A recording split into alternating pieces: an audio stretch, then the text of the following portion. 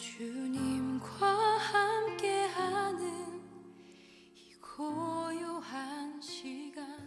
오늘 마가복음 1장 2절에서 8절 말씀을 가지고 광야에 외치는 자의 소리라는 제목으로 우리 같이 은혜를 나누고자 합니다.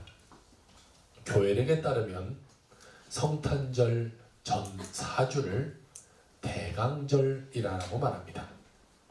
이 대강절은 주 4세기경부터 우리가 지키게 되는데 네 번째 주, 이게 12월 첫 번째 주부터 두 번째, 세 번째, 네 번째 주까지 하고 그다음에 성탄절을 우리가 하나님께 올려드리게 되는 거죠. 우리 지난주에는 첫째 주로 성찬식과 함께 우리가 같이 예배를 드렸습니다. 그리고 오늘은 대강절 두 번째 주일을 맞게 됩니다. 그래서 앞에 초 2개의 불을 켜놓게 된 거죠. 매주 하나하나 켜져서 4개까지 켜지고 그 다음에 예수님을 맞는 성탄절이 다가오게 되는 것이에요. 대강절은 우리가 주님을 맞는 그 모습 가운데 거룩하게 보내는 그러한 주간입니다.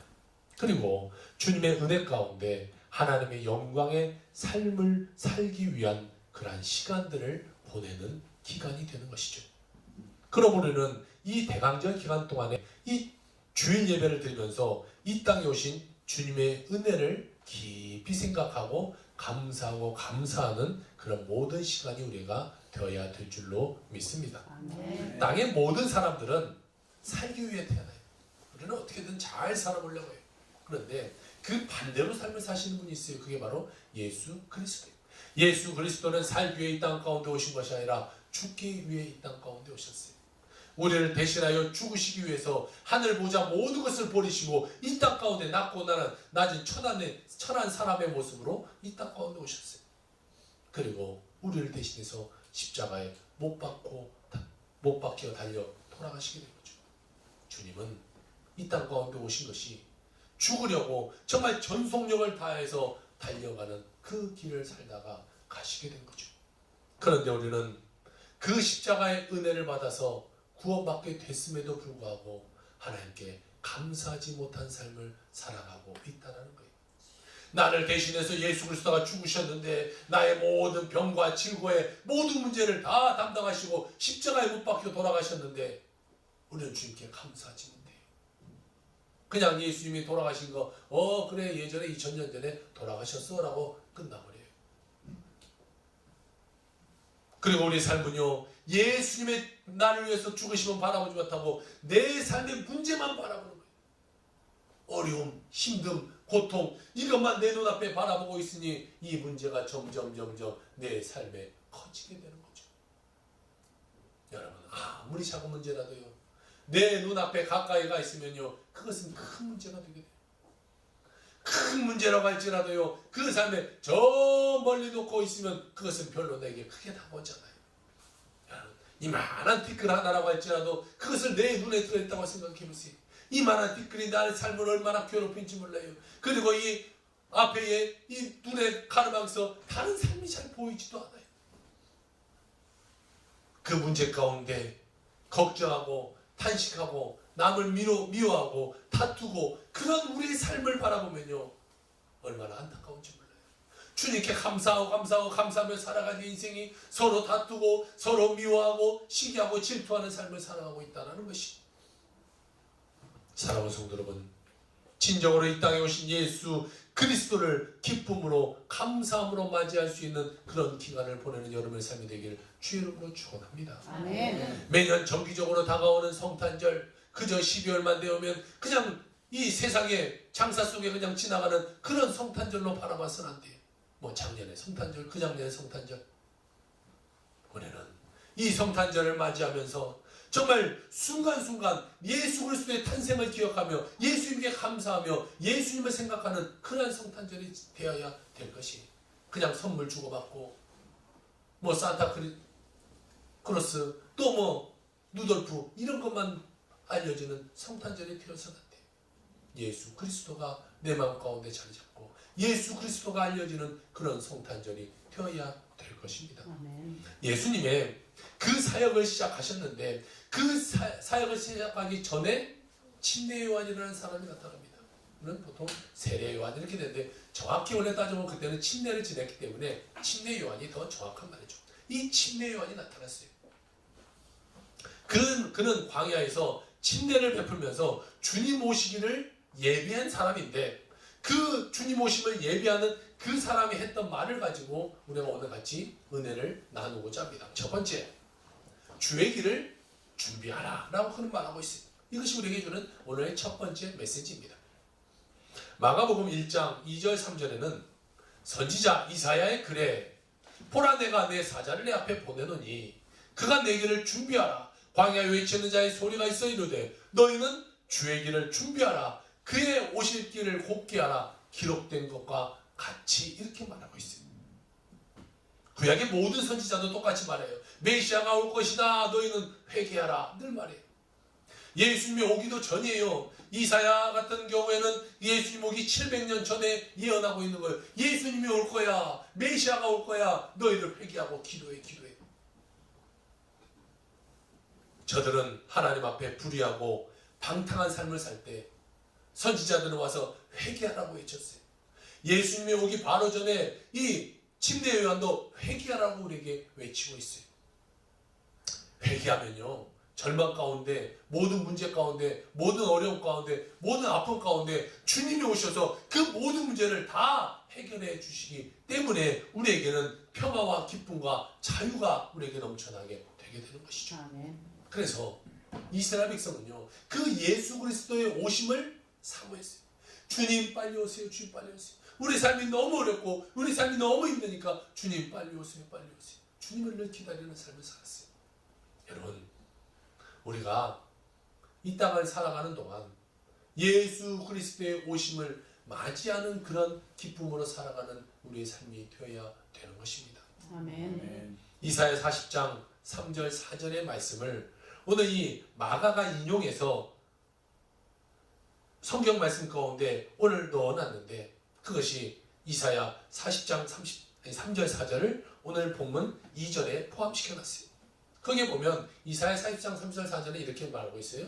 외치는 자의 소리여 이르되 너희는 광야에서 여호와의 길을 예비하라. 사막에서 우리 하나님의 대로를 평탄케 하라. 골짜기마다 도두어지며 산마다 언덕마다 낮아지며 고르지 아니하는 곳이 평탄하게 되며 험한 곳이 평지가 될 것이다 라고 우리에게 말하고 있어요.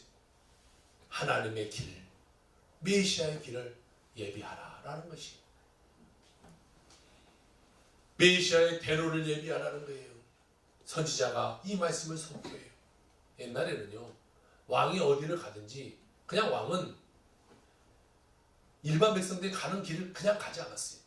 왕이 오늘 어디를 행차한다 라고 말하면 그 왕이 갈 길을 먼저 선발대가 가서 다 정리해놔요.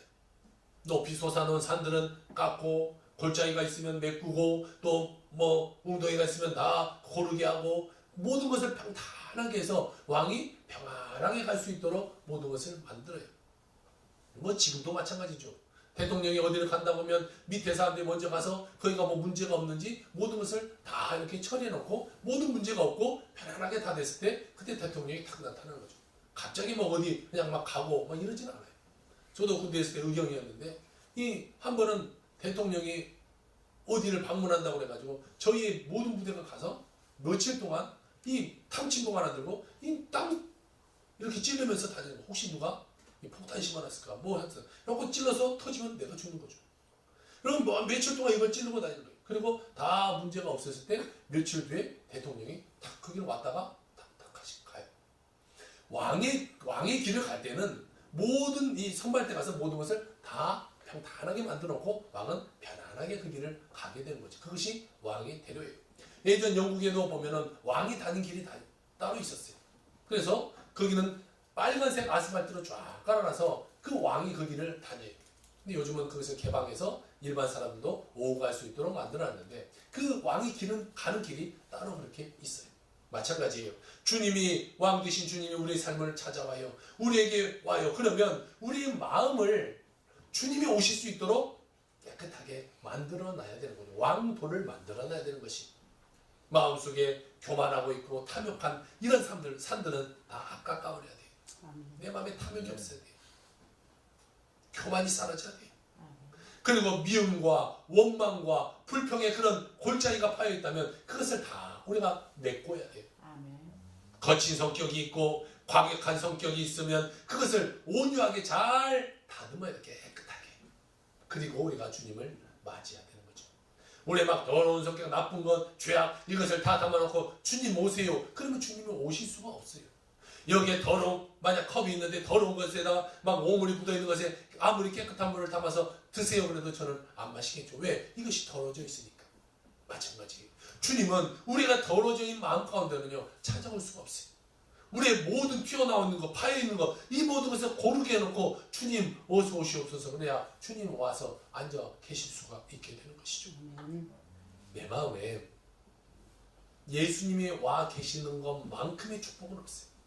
아멘. 예수님이 와 계시기만 하면 내 삶의 모든 문제는 다 끝나는 거예요. 어려움이요, 아픔이요, 어떤 고난이요, 이 모든 것이 예수님이 나와 함께합니다. 그것은 다 문제가 되지 않아요. 다 주님이 해결해 주시기 때문이죠. 그것이 우리의 삶의 가장 큰 기적이에요. 죽어야만 마땅한 우리의 삶을 예수 그리스도의 자녀 삼아주시고 예수님이 나와 오늘도 동행하시고 내가 오늘도 그 길을 가고 있다. 이게 기적이에요. 아멘. 꼭 어제 죽었다가 오늘 다시 살아나의 기적이 아니에요. 내가 예수님 잃었다가 다시금 예수님 만났어요. 할렐루야. 이것만이 기적이 아니고 내가 주님과 함께하고 주님이 나와 함께하는 이것이 내 삶의 기적이 되게 되는 거죠. 아멘. 여러분, 세상을 바라볼 때는요 희망이 없어요. 세상을 보세요. 지금도 보이지 않는 늘 전쟁을 하고 있어요. 미국과 중국과의 관계도 지금 보이진 않지만 이 다 전쟁하고 있는 거죠. 경제적인 전쟁을 지금 하고 있어요. 때로는 지진이 찾아와서 어렵게 만들어요. 때로는 쓰나미가 찾아와서 다 사람들을 쓸어버리기도 해요. 또 어제는 보니까 이 서울에서 출발했던 기차들이 갑자기 가다가 막 이 다 철로를 이탈해서 문제가 생기기도 해요. 많은 사람들이 전쟁 가운데 또 자연재해 때문에 죽기도 하고 어려움을 당하기도 해요. 세상을 바라보면요 어디에도 희망이 없어요. 어디에도 기쁨이 없어요. 늘 문제밖에 없어요. 그러니까 내가 세상에 빠져 있다. 그러면 그 문제와 함께 내 삶은 어려운 삶을 살아갈 수밖에 없어요. 그것을 벗어나야 돼요. 내가 이 땅에 살고 있지만 이 땅에 처해 있지만 이 땅에서의 생각, 이 땅에서의 삶이 아니라 하나님의 그 생각으로 하나님의 마음으로 4차원적인 영성을 가지고 우리가 이 땅을 살아가게 되는 거죠. 그럴 때 우리의 삶에는요 희망이 생기게 돼요. 아멘. 다시 말해 예수님과 동행하고 예수님과 함께할 때 우리 삶은 희망이 있는 거예요. 어두운 이 더러운 세상 가운데는 희망이 없지만 하나님 가운데는 희망이 있게 되는 거예요. 아멘. 그러므로 예수님을 언제나 내 마음 중심 가운데 잘 모시고 영광을 위해서 살아가는 여러분의 삶이 되기를 주의 이름으로 축원합니다. 아멘. 문제는 사람들이요 자기 삶의 주인이 자기가 돼서 문제가 되는 거예요. 이건 내 삶이야, 내 마음대로 이끌어갈 거야, 내 뜻대로 할 거야. 그러니까 계속해서 그 삶에는 문제가 나타나게 돼요. 내 삶은요 내 마음대로 내 뜻대로 했다가는 내 삶이 제대로 가지 못해요. 어려움이 당할 수밖에 없어요. 왜요? 내 삶은 내 문제를 잘 바라보지 못해요. 다른 사람 봤을 때 아유 저 사람은 저게 문제야 라고 하는데 그 사람은 그게 문제인지도 몰라요. 그냥 내가 그렇게 살아왔으니까 나 그냥 지금까지 몇십 평생 이렇게 살아왔는데 뭐 어때 괜찮아 이래도 잘 살아왔는데 뭐 그러면서 자기 뜻대로 살아가요. 어떤 문제가 다가와도 자기 뜻대로 해결하려고 그래요. 자기 마음대로 하려고 그래요. 안 되면 다른 사람 모아서 그 사람과 해결하려고 그래요. 그러니까 문제가 해결이 안 돼요. 우리는 모든 것을 만드신 하나님, 여러분 정말 우주 만물을 만드신 그 하나님, 그 하나님이 나의 삶의 문제를 해결하지 못하겠어요? 주님께 맡기기만 하면요 내 삶의 문제는 문제도 아니에요. 정말 우주 엄청난 공간, 끝도 없이 정말 우리가 볼 수도 없는 그 엄청난 것, 과학 시간에 보면서 동영상으로 보면서 지구가 있고 태양계가 있고 은하계가 있고 점점점 아무리 축소시켜도 끝을 볼 수 없는 그 엄청난 방대한 우주를 만드신 그 하나님이 여러분의 자그마한 문제를 해결하지 못할까요? 우리의 믿음의 문제예요. 그것을 주님께 맡길 수 있느냐 맡기지 못하느냐. 주님을 믿는 믿음이 없기 때문에 맡기지 못하는 거예요. 믿음이 있으면 맡기는 거죠. 주님 해결하여 주시옵소서. 그러면 내 삶이 평안해지는 거예요. 주님께 맡기면 해결되잖아요. 그것을 맡기지 못하니까 낑낑대고 내 삶이 어렵고 문제 가운데 살아갈 수밖에 없는 거예요. 비행기를 타고 가다 보면요 이렇게 하늘 위로 올라가면 구름이 밑에가 다 이렇게 밑으로 갈 때가 있어요. 그때 보면 구름 사이로 보이는 저 밑에 뭐 아파트, 뭐 자동차는 잘 보이도 않죠. 뭐 큰 건물들 이런 것이 정말 요만하게 보여요. 근데 우리는 그 속에서 어떻게 살아갑니까? 서로 미워하고 시기하고 다투고 좀 더 큰 집에 살려고 좀 더 좋은 차 타고 다니려고 하고 다른 사람이 힘들게 하고 문제 가운데 살아가고 아둥바둥하면서 우리는 그 인생을 살아가는 거예요. 그런데 그게 붕 올라가서 구름 위에 가서 그걸 보면요, 그런 건 보이지도 않죠. 문제가 되지도 않는 거예요. 우리 삶은 그래요.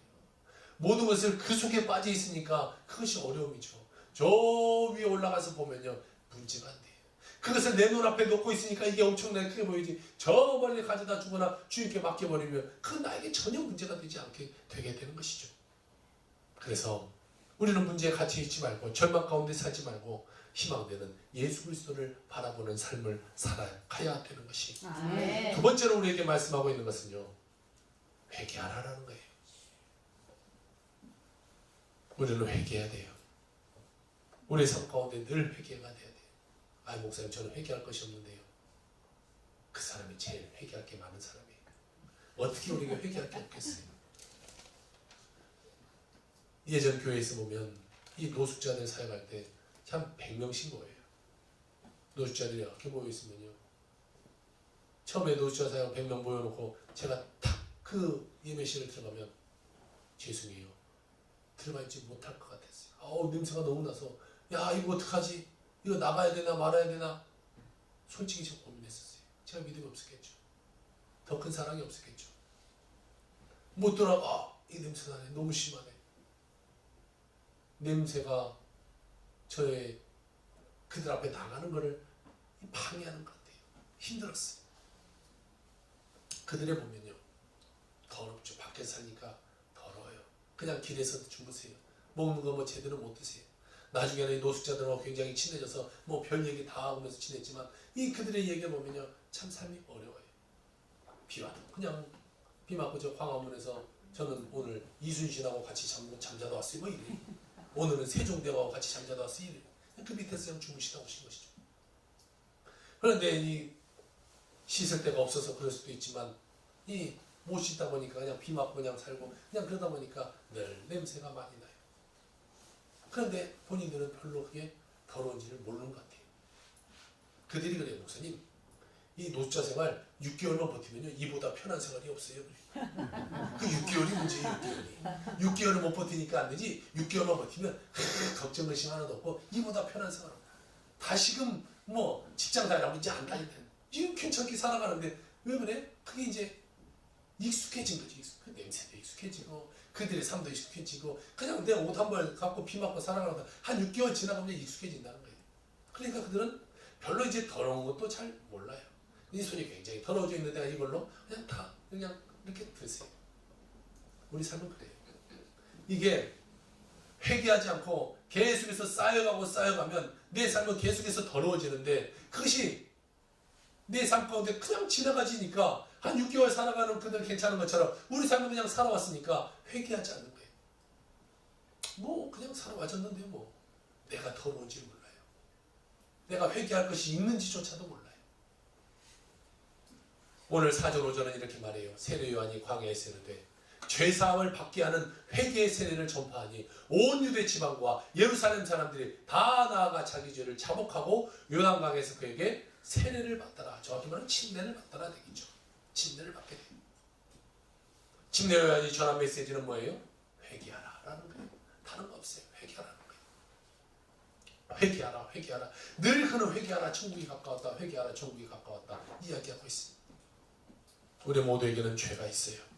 그러므로 회개하고 나아갈 때만 주님의 은혜를 체험할 수 있게 되는 거예요. 회개하지 못하면요, 주님의 은혜를 체험하지 못해요. 이 더러운 사람들에게 깨끗한 옷을 줘도 금세 더러워져요. 겨울이 되면 그들에게 파카를 나눠줬어요. 인터넷 사서 100장 사서 그들에게 하나씩 나눠줘요. 그러면 깨끗한 옷을 줬으니까 깨끗이 씻고 그 옷을 입으면 깨끗해질 거 아니에요. 그런데 그들은 그 두꺼운 파카를 주는데 안 입어요. 아니 다음 주에 봤는데 그냥 옛날로 추운 옷을 입고 와요. 아니 바깥 한 100명인데 한 두세 명 이만큼만 입고 오지 별로 안 입고 와요. 이상하다. 추울 텐데 왜 안 입을까? 왜 안 입을까? 다 갖다 팔아먹어요. 아, 그거 주니까 새 거니까 어디다가 그들은 다 팔 때가 있대요. 그냥 갖고 오면 교회에서 이것저것 다 많이 들고 가세요. 그냥 놓쳐가서 이것도 가지고 별 희한한 걸 다 가져가요. 이거 가져가서 뭐 한대요? 물어봤더니 다 파는 데가 있대요. 그런 걸. 그러니까 그들 그냥 팔아서 그냥 또 한잔하고 그냥 그렇게 인생 살아가는 거예요. 추우니까 따뜻하게 입으라고 옷을 줬는데 그렇게 살지 못해요.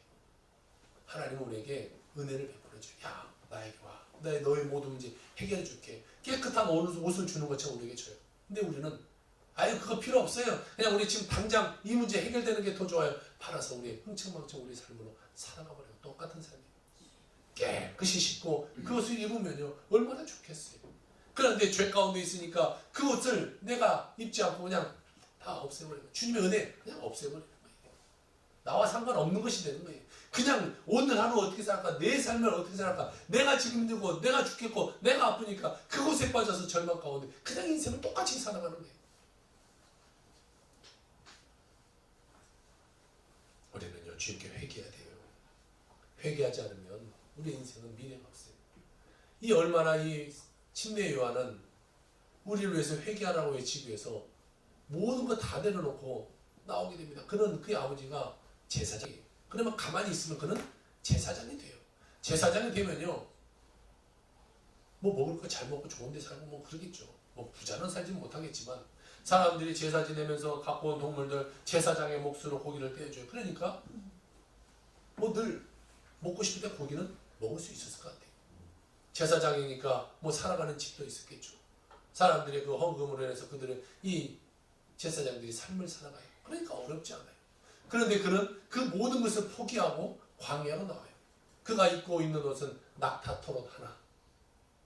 그리고 먹는 것은 메뚜기와 석청 이것만 먹어요. 그러니까 최소한의 것을 먹고 최소한의 것을 입고 그는 뭘 얘기하냐? 회개하라. 이것을 얘기하고 있어요. 다른 것에 집중하지 않아요. 뭐 오늘은 어떤 옷 입을까? 이런 거 신경 쓰지 않아요. 오늘 뭘 먹을까? 이런 거 신경 쓸 때 사람들만 쓰고 회개하라. 회개하라. 그리고 깨닫게 하고 그들에게 침례하고 그들에게 침례하고 늘 그런 삶을 살아가요.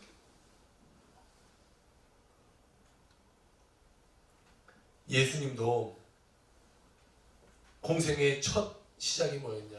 무슨 말씀하셨냐? 마태복음 3장에 보니까 그때 세례 요한이 이르되 유대 관계 전파에 말하되 회개하라 천국에 가깝다 말하고 또 예수님도 4장 7절에 이때부터 예수께서 비로소 전파에 이르시되 회개하라 천국에 가까이 왔느니라 하시더라. 준비하는 침례 요한도 똑같은 말을 해요. 예수님의 첫 사역. 내가 이제 사역을 시작해. 내가 첫 마디는 뭘 할까? 회개하라 천국에 가까웠다. 주님도 그 말씀하시는 거예요. 우리에게 중요한 것은 회개하는 거예요. 이 12월 달 예수 태어나실 그것을 준비하면서 우리가 해야 될 것은 회개해야 되는 것입니다. 오직 우리가 전해야 될 것도 회개고 예수 그리스도를 영접하고 우리가 살아가는 인생이 되어야 되는 것이죠. 마태복음 1장 5절 온 유대 지방과 예루살렘 사마리아에 나아가 자기 죄를 자복하고 요단강에서 그에게 세례를 받다. 사람들이 그의 소리를 듣고 내가 회개해야 되는구나. 회개하고 나아가서 그에게 이제 세례를 받게 돼요. 많은 사람들이 통하지 않고 가게 돼요.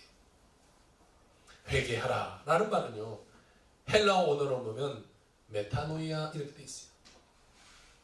이 메타노니아라는 말은 원래 뜻은 방향을 바꾸다 이런 말을 갖고 있어요. 우리는 회개하면 뭔 소리인지 잘 몰라요. 교회 다니서도 사람도 회개가 잘 뭔지도 모르는 사람도 많아요.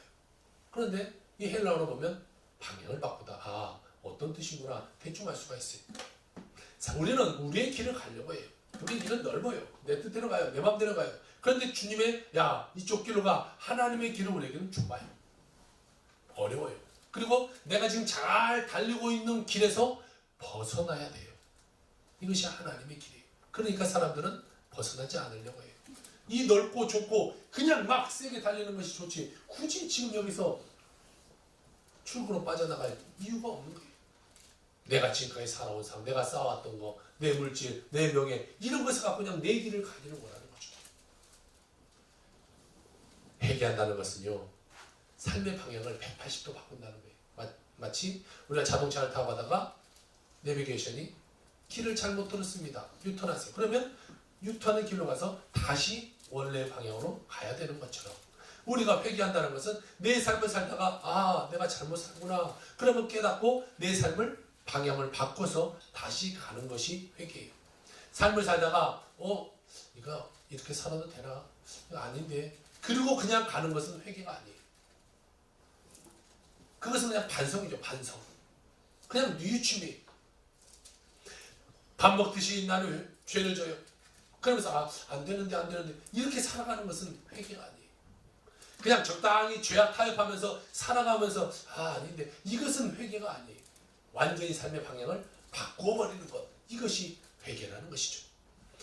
한국에 이 국방부 장관을 지내고 해군을 창설하신 분이기도 하는 또한 독일 대사를 지내기도 했던 손원일 제독이라는 분이 계세요. 이분이 북한의 옆에 있는 손정도 목사님의 아들이 되는데요. 손정도 목사님은 독립운동에 앞장서서 이 독립운동을 했던 분이에요. 김구 선생님들과 함께 이 상해 임시정부도 만들고 했던 이 일원 중에 한 분이에요. 엄청난 하나님께 영광을 돌린 분인데 이 손정도 목사님을 통하여 많은 사람들이 도움을 받아요. 많은 사람들이 힘을 얻어요. 그리고 그의 도움을 받아서 한평생 은혜로 살아갔던 사람 중에 한 사람이 누구냐? 김일성 주석이에요. 본인의 그 회고록, 김일성 주석의 회고록에다가 이 손정도 목사님에 대한 감사의 글을 17페이지나 갖다 써놨어요. 많은 영향력을 줬어요. 그리고 북한에서는 모두 또 이 손정도 목사님을 존경하는 분 중에 한 사람인데 이 목사님의 아들이 남쪽에 내려와서 국방부 장관이 돼요. 그리고 김일성과 대결하는 그런 위치에 있게 되죠. 그러니까 참 이 역사는 우리에게 많은 교훈을 우리에게 주는 것 같아요. 그런데 이분이 많은 일을 하다 보니까 과로했어요. 중병에 걸렸어요. 그래서 나 너무 아파서 힘들다. 그러다가 목사님을 불러서 이 신방을 받아야겠다라고 생각했어요. 그래서 성결교회 박태희 목사님을 모시고 예배를 해요. 목사님이 막 와서 기도하고 설교를 막 하시는 중에 갑자기 회개하라! 그 말하는 거예요. 그러니까 이 손원일 제독이 깜짝 놀라고 회개하라는 소리와 함께 한 생각이 팍 지나가는데 예전에 이 아버지 손정도 목사가 야, 너 신학교 가서 목사가 되라 라는 말을 들었는데 그것을 버려버리고 자기가 중국으로 넘어가서 자기 삶을 자기가 살겠다고 그리고 만주로 가가지고 군인이 되고 아버지 명령에 불복종하고 지금까지 인생을 살아온 것이 생각나서 거기서 막 눈물 콧물 흘리면서 회개했어요. 하나님, 내가 아버지 말에 순종하지 못한 거 하나님 회개합니다. 아버지 마음을 아프게 한 거 회개합니다. 통에 잡아가고 기도했어요. 그런데 그 순간 불이 푹 하고 그에게 임했어요.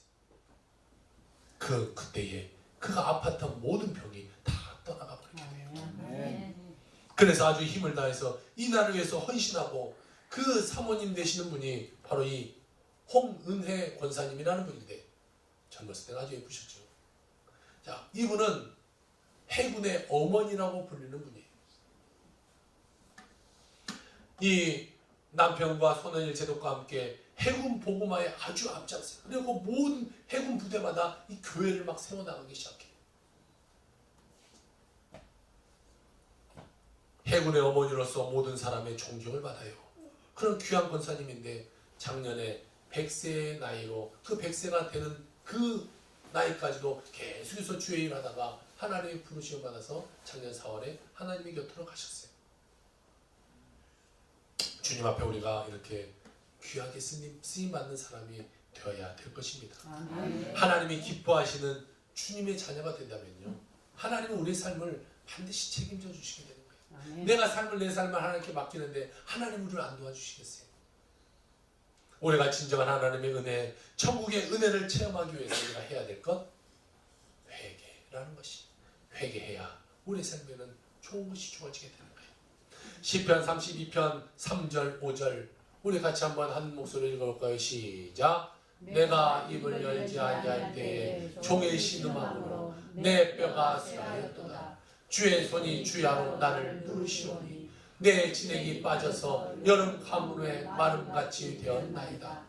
내가 이르기를 내 허물을 여호와께 자복하리라 하고 주께 내 죄를 아뢰고 내 죄악을 숨기지 아니하였더니 곧 주께서 내 죄악을 사하였나이다. 아멘. 죄를 고백하지 않으니까 얼마나 괴로운지 모르는데 회개하고 나니까 주께서 내 죄악을 사하셨도다 라고 말씀하고 있는 것입니다. 아멘.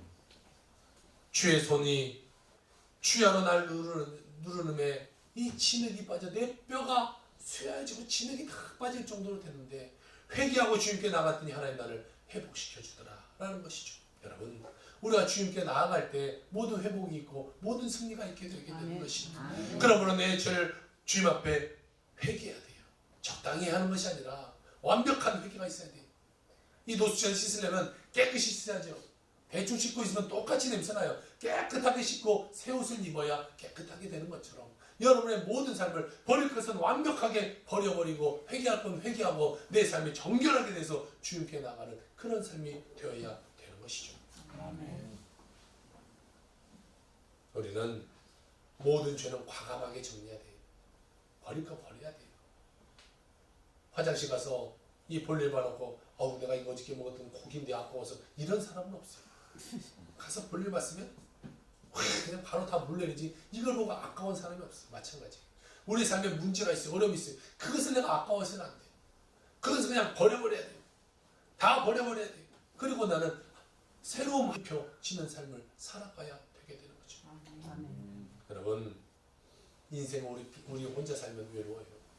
주님과 함께할 때 우리의 기쁨이 있고 즐거움이 넘쳐나게 되게 되는 것이죠. 아멘. 회개할 때 내 자신이 살아납니다. 회개할 때 우리 가정이 변화되고 회개할 때 내 자녀가 잘 되고 회개할 때 교회가 부흥하고 회개할 때 나라가 굳건히 서가게 되는 것이 회개의 영이 부어질 때 우리에게 주시는 하나님의 성령의 축복이 강력하게 나타나게 되는 것이 세 번째로 우리에게 주는 말씀은 성령의 충만을 받으라 라는 것이 마가복음 1장 8절 나는 너희에게 물로 세례를 베풀었거니와 그는 너희에게 성령으로 세례를 베푸시리라 라고 말씀하고 있어요.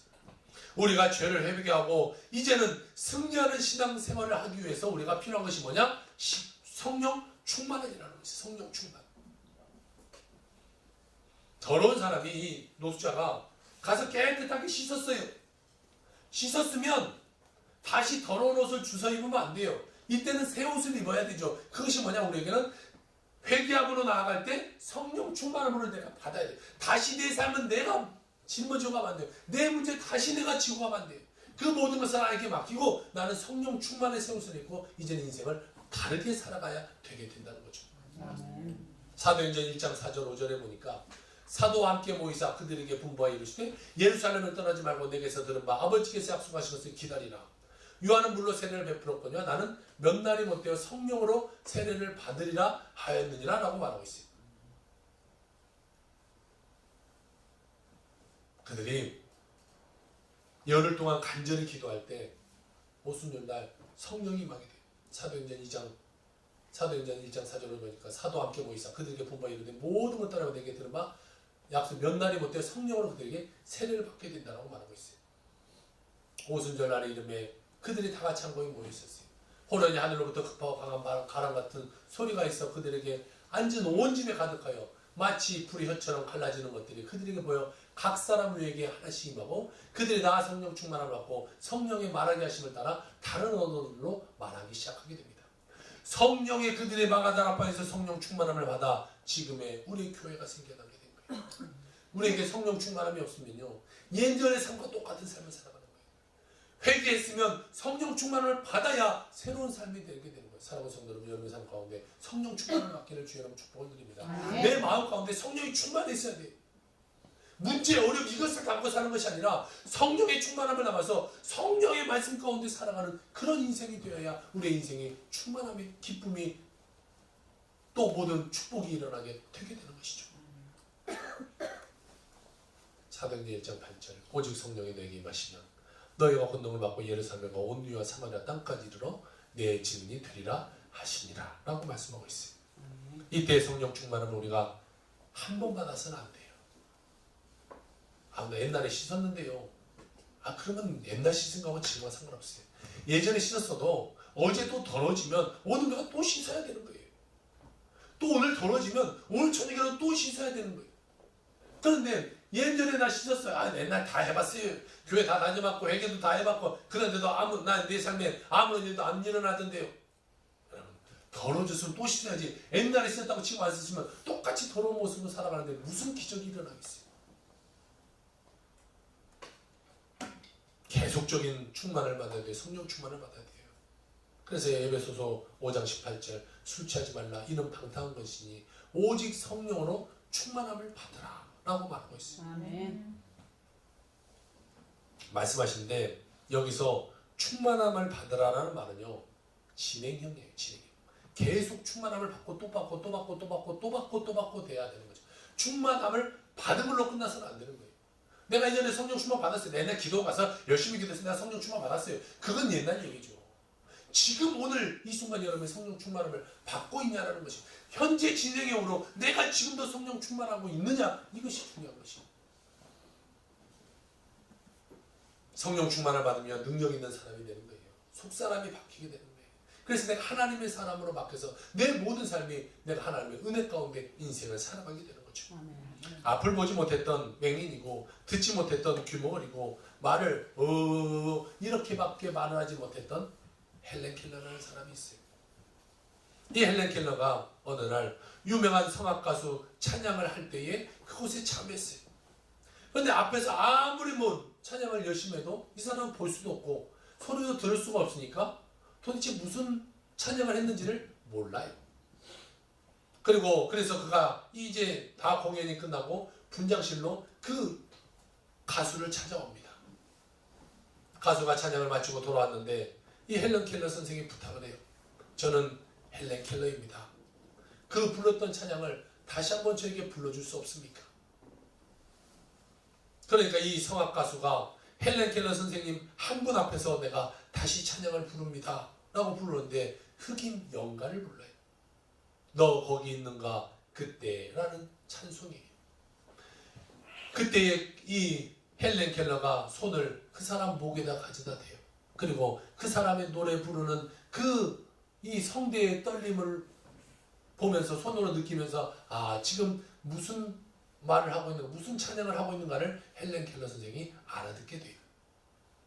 그때 불렀던 찬송이 찬송가 147장 너 거기 있는가 그때라는 찬송을 아주 힘있게 불러요. 가사가 이래요. 거기 너 있는가 그때에 주님 그 십자가 달릴 때 때로 그 일을 나는 떨려 거기 너 있는가 그때에 라는 찬양인데요. 이 목에 대고 손을 목에 대고 찬양을 들었던 헬렌 켈러 선생이 눈물을 펑펑 흘리면서 뭐라고 말을 해요. 그 옆에 통역하는 분이 있었는데 그 헬렌 켈러 선생의 말을 통역해줘요. 노래가 계속될 동안 이렇게 고백해요. 네, 그렇습니다. 네, 나도 그 자리에 있었습니다. 그래서 그 광경을 믿음으로 보았습니다.